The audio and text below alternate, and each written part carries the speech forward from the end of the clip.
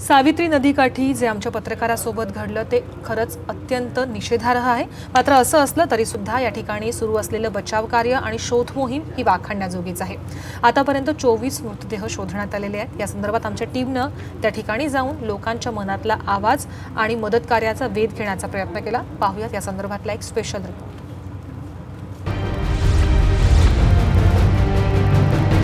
सावित्रीच्या किनारी आक्रोश आहे, सगळे लोक कमालीचे अस्वस्थ आहेत। अनेक नातेवाईक आहेत की ज्या नातेवाईकांना असं वाटतं की आपले जे काही घरातले लोक गेले ते अद्यापही बेपत्ता आहेत। काही जणांचे मृतदेह सापडलेले आहेत।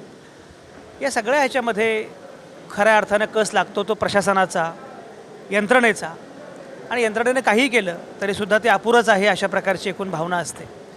पण आता असं दिसतंय की इथे आपत्ती निवारण केंद्र सुरू केलेलं आहे। यंत्रणेनं आपल्या परीनं जेवढं शक्य आहे तेवढं काम करण्याचा प्रयत्न सुरू ठेवलेला आहे। आणि या आपत्ती निवारण केंद्रामध्ये मगाशी या सगळ्या अधिकाऱ्यांची बैठक सुरू होती। त्याला कोकणचे विभागीय आयुक्त प्रभाकर देशमुख, रायगडच्या जिल्हाधिकारी शीतल उगले आणि पोलीस अधीक्षक जे आत्ता नुकतेच गेले सुएज हक आणि बाकी NRDFचे बाकी लोक वगैरे असे सगळे लोक होते। एकूण स्ट्रॅटेजी आखण्याचा, व्यूहरचना कशी असावी असा प्रयत्न हे लोक करत होते। सगळे प्रयत्न सुरू आहेत आणि शक्य तेवढ्या पद्धतीनं आपत्तीचं व्यवस्थापन करण्याचा प्रयत्न सुरू आहे।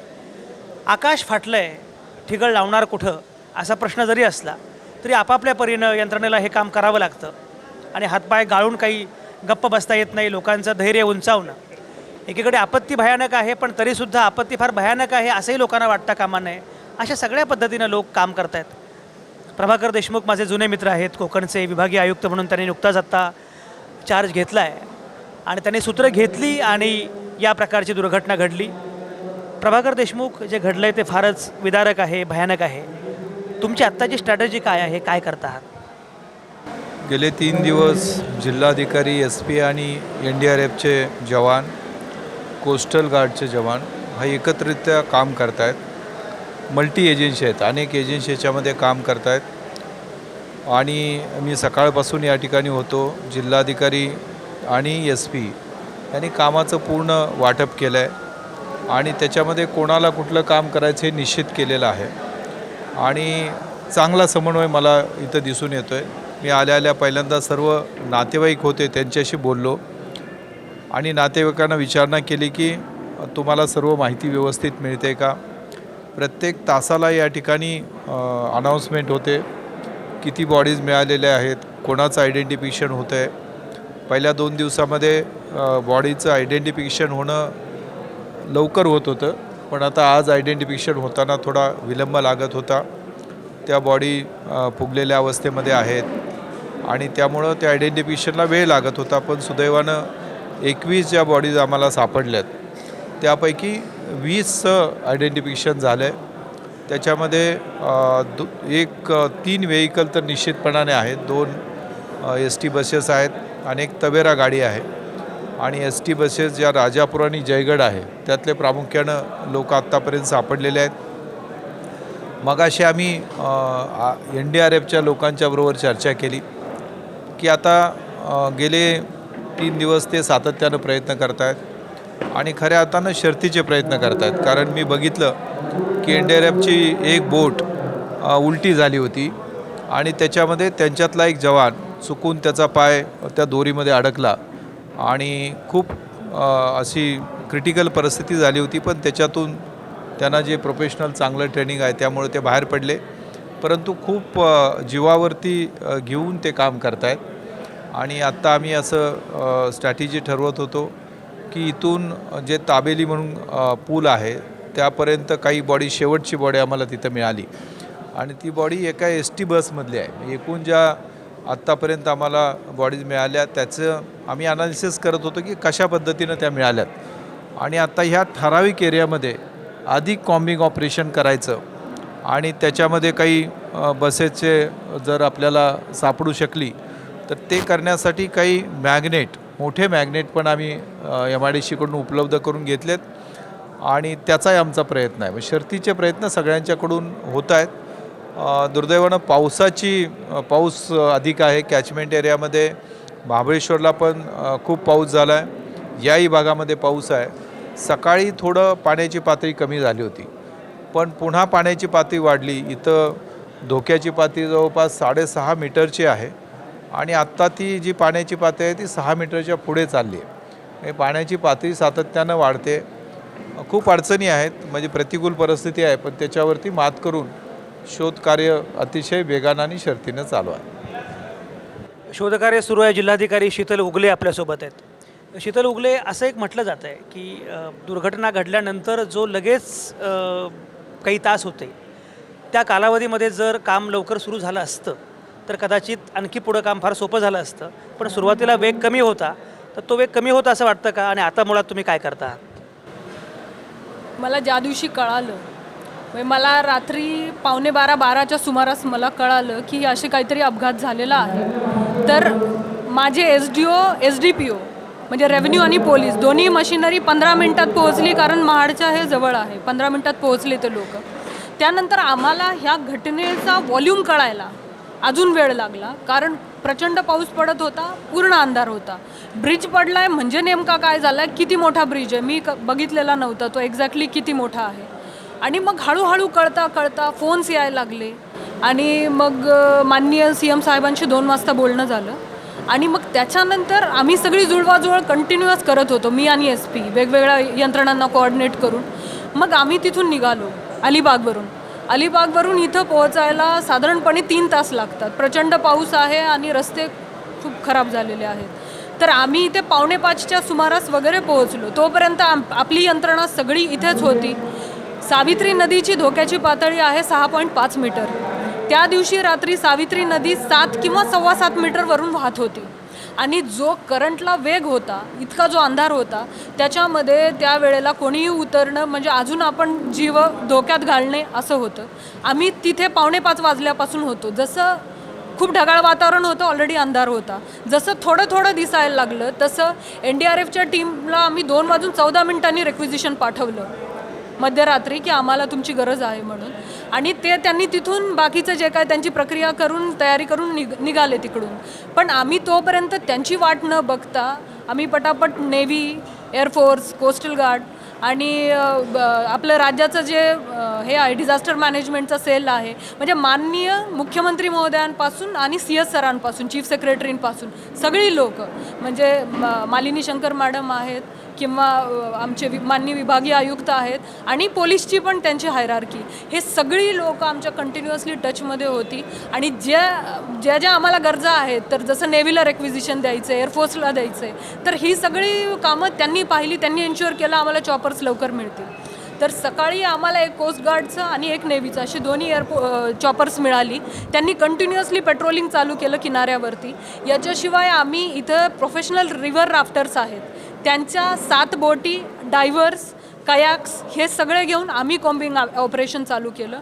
याच्याशिवाय पूर्ण रत्नागिरी जिल्हा आणि रायगड जिल्हा इथपासून ह्या ब्रिजपासून समुद्राला जिथपर्यंत मिळते नदी, त्या किनाऱ्यावरची सगळी गावं, आमची सगळी रेव्हेन्यू यंत्रणा आम्ही अलर्ट केली आणि त्या गावातला संबंधित पोलीस पाटील, तलाठी, मंडळ अधिकारी विथ गावकरी आणि या भागाची ज्यांना माहिती आहे अशी लोकं घेऊन किनाऱ्याने ती लोकं शोधायला लागली की डेड बॉडीज सापडत आहेत का.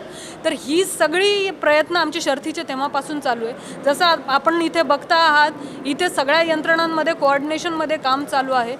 पण मोठ्या प्रमाणात सावित्रीच्या कॅचमेंटमध्ये पाऊस पडतो आहे आणि एकतर पाण्याची वेगानं वाढणारी पातळी, त्याचा वेग, आणि याच्याशिवाय ही जी नदी आहे सावित्री, तर इथे क्रोकोडाईल्सचं ब्रीडिंग ग्राउंड पण आहे, म्हणजे मगरी आहेत या नदीमध्ये. तर जो लाईफ लॉस झाला तो तर आहेच, पण जे बचाव कार्यामध्ये शोधामध्ये जी गुंतलेली मंडळी आहेत ही, त्यांचीसुद्धा सेफ्टी कॉम्प्रोमाइज करणं आम्हाला योग्य वाटलं नाही. म्हणजे आम्ही तीही काळजी घेतो आहोत की शोध करणाऱ्या माणसांचा लाईफ लॉस नाही झाला पाहिजे. तर मोठी तारेवरची कसरत करतो आहोत, मल्टिपल एजन्सीजला हँडल करतात. प्रभाकर देशमुख, तारेवरची कसरत आहे, पण एक जो मुद्दा सातत्यानं मांडला जातो आहे आणि आता त्या गोष्टीबद्दल बोलण्यात काही अर्थ नाही वगैरे, असं जरी खरं असलं, कारण तुमच्यापुढे आपत्ती व्यवस्थापन हेच महत्त्वाचं आहे, तरीसुद्धा एकूण पुलाच्या संदर्भामध्ये जी दक्षता घ्यायला पाहिजे होती किंवा कुठलंही प्रशासन असेल, बाकीचे लोक असतील, तर ते जर वेळीच घडलं असतं तर हा पुढचा सगळा जो काही त्रास आहे तो वाचला असता, असं वाटतं का? हे निश्चित आहे की पावसाचा एकदम अचानक मोठा लोंढा आला आणि जे ॲबनॉर्मल पाऊस पडला, कारण महाबळेश्वरला 400 मिलीमीटर पाऊस पडला, म्हणजे खूप मोठा पाऊस पडला.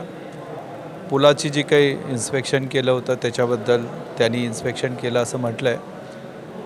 पण जी काही आत्ताची परिस्थिती निर्माण झाली त्याच्यामध्ये निश्चितपणानं ते इन्स्पेक्शन आणि आत्ता जे झालेलं हे आहे त्याच्यामध्ये त्यावेळची परिस्थिती काय आत्ता सांगता येत नाही, परंतु ते जर अधिक क्रिटिकल केलं असतं तर कदाचित हे टाळता पण आलं असतं. तुम्हाला असं वाटतं का की एकतर हा पूल धोकादायक आहे हे अगदी उघड्या डोळ्यांनाही समजत होतं.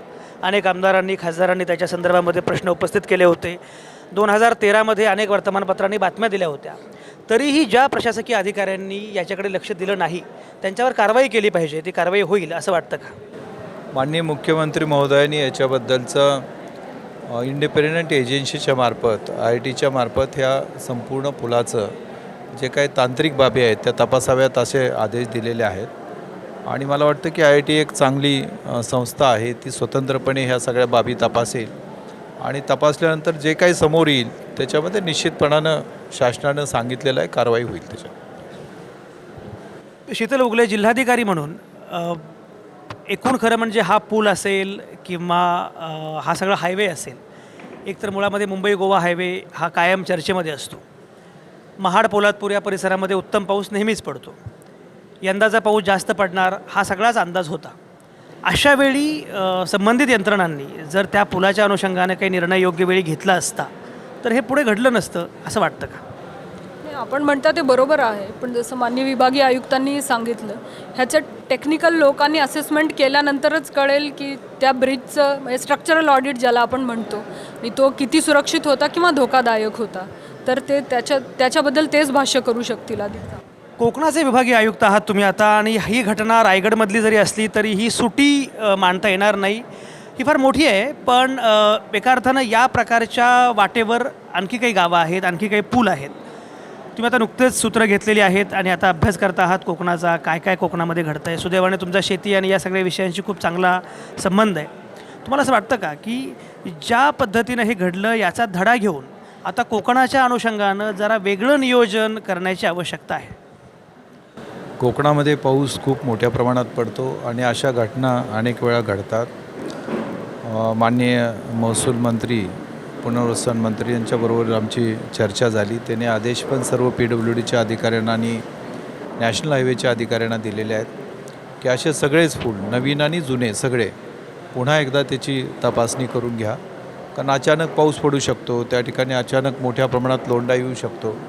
ह्या सगळ्या गोष्टी, अचानक घडणाऱ्या गोष्टी विचारात घेऊन आपण त्याची पूर्वतयारी करण्याची आवश्यकता आहे. कारण पूर्वतयारी जर चांगल्या पद्धतीनं केली तर अशा घटनाला आपल्याला सामोरं जावं लागत नाही, ही वस्तुस्थिती आहे. आणि त्या दृष्टीनं आम्ही संपूर्णच जे पूल आहेत त्याची पुन्हा तपासणी करण्यासाठी माननीय मंत्री महोदयांनी आदेश दिले, तर त्याचं काम सुरू झालं आहे. शीतल उगले, एक आपत्ती व्यवस्थापन ही आपल्याकडे अद्यापही तशी विकसित न झालेली ब्रँच आहे. म्हणजे लोकांना आपत्ती व्यवस्थापनाचा अर्थ अद्यापही पुरेशा प्रमाणात समजत नाही. आणि याचा संबंध केवळ प्रशासनाशी आहे असं नाही आहे, याचा संबंध मंत्र्यांशी आहे, सर्वसामान्य माणसांशी आहे, आम्हा माध्यमांशी पण आहे. आपण सगळेच खरं म्हणजे याच्यामध्ये खूप शिकण्याची आवश्यकता आहे. जिल्हाधिकारी म्हणून हे सगळं सांभाळताना तुमची सर्वसामान्य माणसांकडून, नागरिकांकडून, माध्यमांकडून आपत्ती व्यवस्थापनाच्या अनुषंगानं काय अपेक्षा आहे? आपण मोठा मोक्याचा प्रश्न विचारलात. मला असं वाटतं की आपण सगळे लोक आपण याच्यामध्ये थोडे कमी पडतो. 3 दिवसातला जो अनुभव आहे, तर पहिल्या दिवशी जेव्हा म्हणजे आम्ही इथे सकाळपासून होतो, तर इथं असं वाटलं की हजारो लोकांचा समूह इथे आलेला आहे बाहेर. आणि माझी जे काही पोलीस यंत्रणा आहे, तर यंत्रणा ही ट्रॅफिक मॅनेजमेंट आणि लोकांचं मॅनेजमेंट याच्यामध्ये खूप मोठ्या प्रमाणात जुंपली गेली, जी की यंत्रणा आपल्याला इतर कारणासाठी वापरता आली असते. म्हणजे ज्या वेळेला नेव्हीचे हेवी मोठे हेलिकॉप्टर्स आहेत, ते जेव्हा लँड होत होते त्यांनी अगदी रिव्हरच्या म्हणजे नदीच्या किनाऱ्यावरती त्यांनी लँडिंग केलं. मला असं वाटतं ते थोडं धोकादायक होतं. आणि बघ्यांची गर्दी इतकी होती की जर ते हेलिकॉप्टर टॉपल झालं तर इथंच मोठ्या प्रमाणात अपघात आणि मृत्यू होतात का काय अशी भीती आम्हाला वाटायला लागली. मला असं वाटतं आपल्याला सगळ्यांनाच हा डिझास्टरचा जो सेन्स आहे तर तो आला पाहिजे. आणि या काळामध्ये प्रत्येकानं जबाबदारीनं वागलं पाहिजे की जेणेकरून आपल्या कुठल्याही कृतीमुळं जे काही बचाव आणि मदत कार्य चाललं आहे त्यात अडथळा येऊ नये. अगदी खरं. शीतल ज्याप्रमाणे सांगत होत्या, डिझास्टर टुरिझमचा एक वेगळाच प्रकार आपल्याकडे सुरू झालेला आहे आणि दुर्दैवानं ते जास्त भयानक आहे. एक मला सांगा, म्हणजे आता आम्ही माध्यमं हे म्हणत असतो की यंत्रणांमध्ये समन्वय आहे किंवा समन्वय नाही, असं काहीतरी भाष्य करत असतो. मला जरा समजावून सांगा, टू एज्युकेट अस, की ज्या यंत्रणा काम करतात त्या नक्की कुठल्या आहेत आणि त्यामध्ये यंत्रणांचं बायफर्गेशन किंवा कामाच्या स्वरूपाची विभागणी कशी आहे? सगळ्या यंत्रणा याच्यामध्ये जिल्हाधिकाऱ्यांचा प्रमुख याच्यामध्ये रोल असतो आणि कुठल्याही डिझास्टर मॅनेजमेंटमध्ये जिल्हाधिकारी हे कोऑर्डिनेशनची भूमिका करतात. त्याच्याबरोबर ते कामाची विभागणी करण्याची आवश्यकता असते. इथले पोलीस अधीक्षक आणि जिल्हाधिकारी या दोघांनी कामाची विभागणी केली. आमचं जे अलिबागचं हेडक्वार्टर आहे त्या ठिकाणी RDC त्याचे इन्चार्ज केलेले आहेत. आम्ही असं ठरवलं होतं की जिल्हाधिकाऱ्यांनी प्रेसशी बोलायचं आणि वस्तुस्थिती सर्व लोकांना उपलब्ध करून द्यायची. त्याशिवाय प्रत्यक्ष बचावाचं काम आहे आणि ज्याच्यामध्ये शोध कार्य आहे त्याच्यामध्ये NDRF ही अतिशय ट्रेन असलेली मॅनपॉवर या ठिकाणी उपलब्ध करून दिली.